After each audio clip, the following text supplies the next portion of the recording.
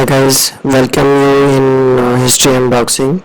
So today Trump is making conference a moment ago.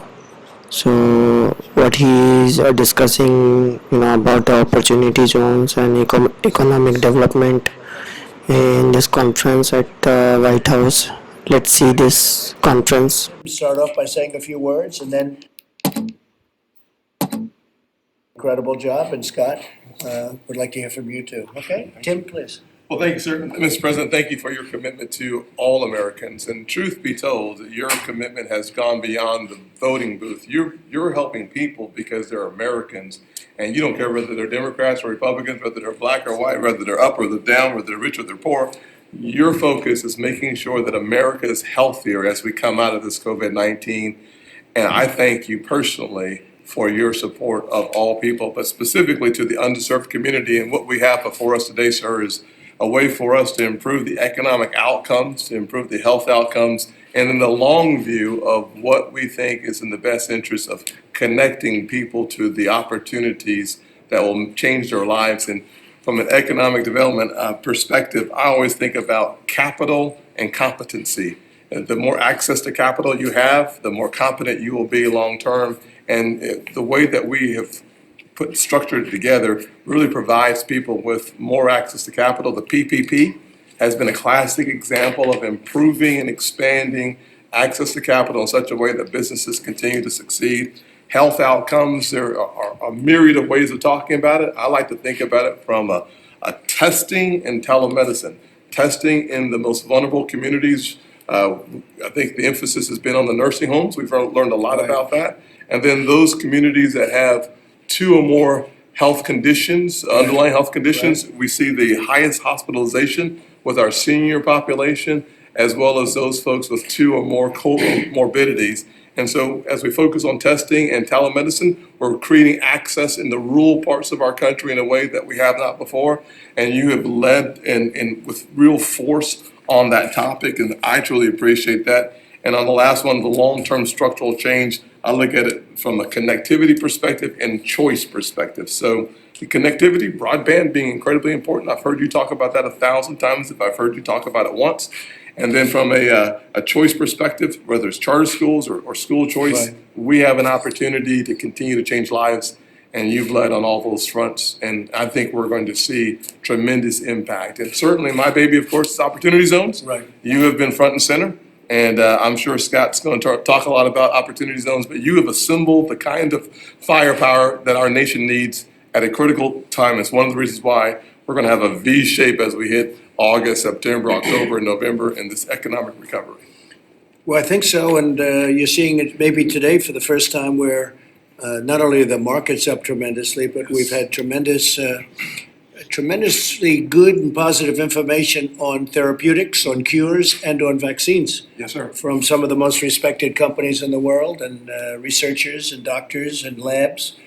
And that's coming in, and I think you're very close to having a very, very positive situation. And, with it understood, and we always talk about it, Tim, when you lose one person to this, it's too many, just too many. Yeah.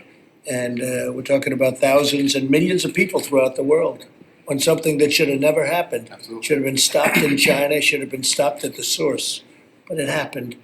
But they're coming out with tremendous, it's incredible what they can do, and I've seen results. Absolutely. And the results are staggeringly good. So I'm very happy, and the market's up very big, and I think you're going to have a V. I think it's going to be terrific. I think we're going to have a transition in the third quarter, Ben. And the transition is going to lead to a really good fourth quarter. And I think we're going to have a year next year because of all the stimulus and everything else and the pent-up demand like you haven't seen in a Oh, my long goodness. time. 2021 is going to be amazing.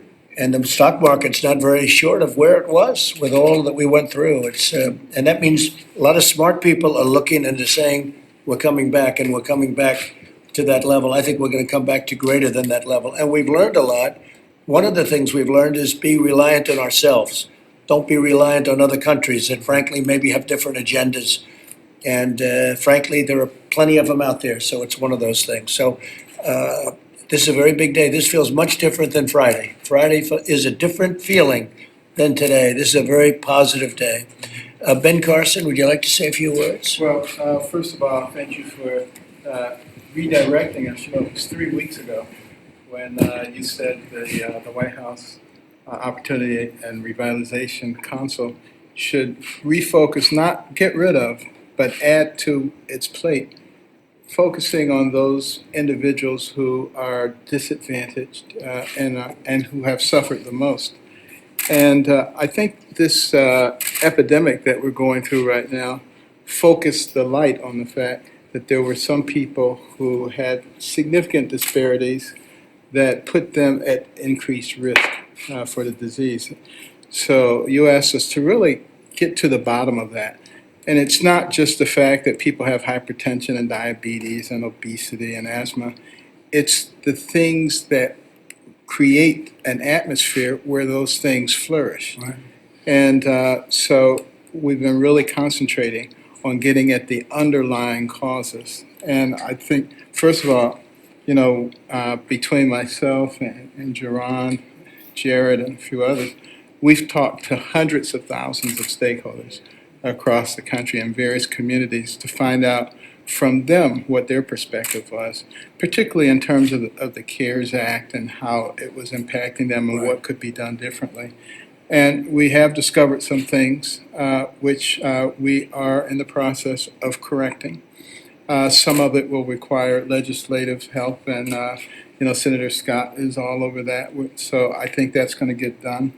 And the staff in all the agencies, you have 17 different agencies and councils who have been very much involved. Secretary DeVos has been very involved, particularly with the education, the broadband.